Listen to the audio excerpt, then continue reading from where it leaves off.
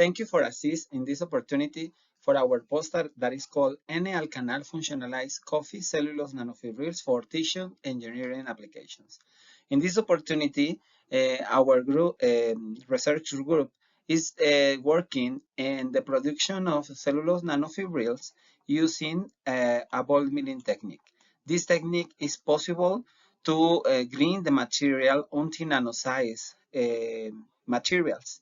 These nano-size materials were functionalized with a n-ALKANAL that is octanal, and this functionalization can produce nanofibrils with more reactivity size.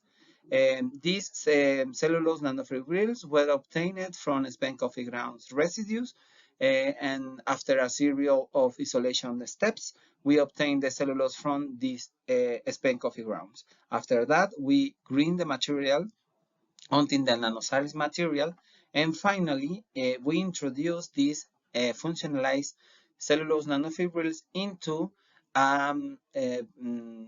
polymeric film. This polymeric film is based on chitosan and citric acid.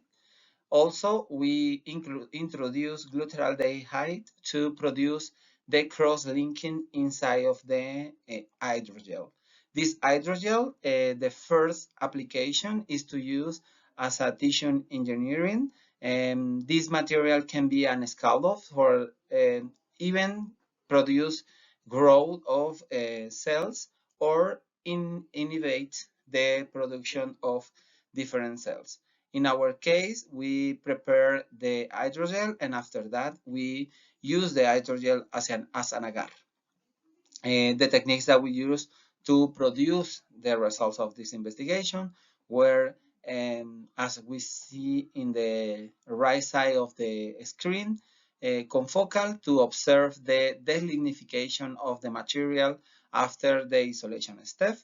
After we use UV-based spectroscopy to observe if we obtain a translucent or not solution that is related with the presence of nanofibrils. After that, we use a master size material, a master size technique to calculate the average of nano-size or micro-size materials. And as you can see, we obtain this solution that is very, very white as a milky solution in which we are sure that we obtain materials around 35-40 nanometers.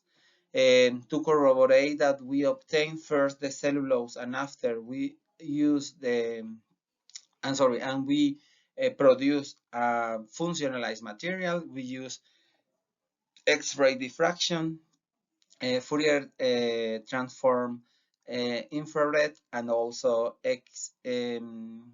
spectroscopy of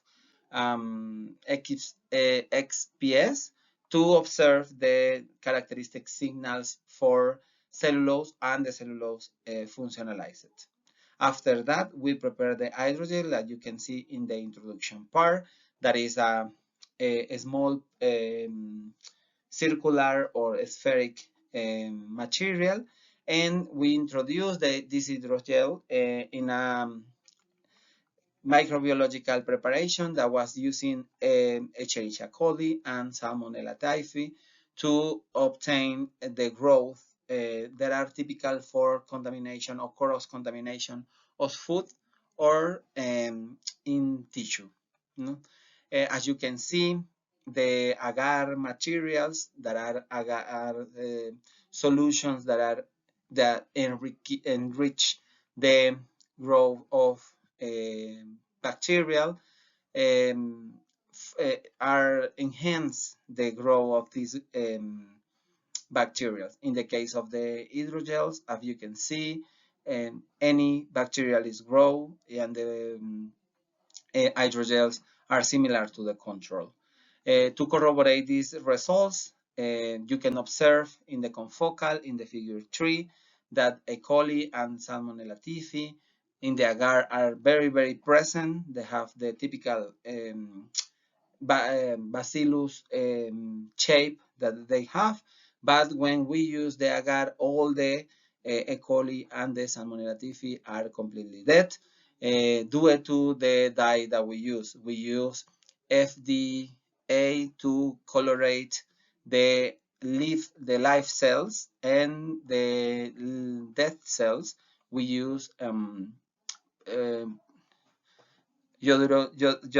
propyron iodide to produce the red color. No? In conclusion, we can say that our investigation is still in a very base, basic step because we need to prove this in a real environment. For example, to introduce the hydrogel in a wound of a rat or a mouse, and observe if the wound is healed very easily with this hydrogel. However, we corroborate the functionalization with a wet milling technique that is a very novel technique, and also is very cheap, very easy to do, and we don't spend a lot of chemicals to produce the functionalized cellulose nanofibrils in comparison with the chemical reactions that need all these materials. Thank you so much for your attention.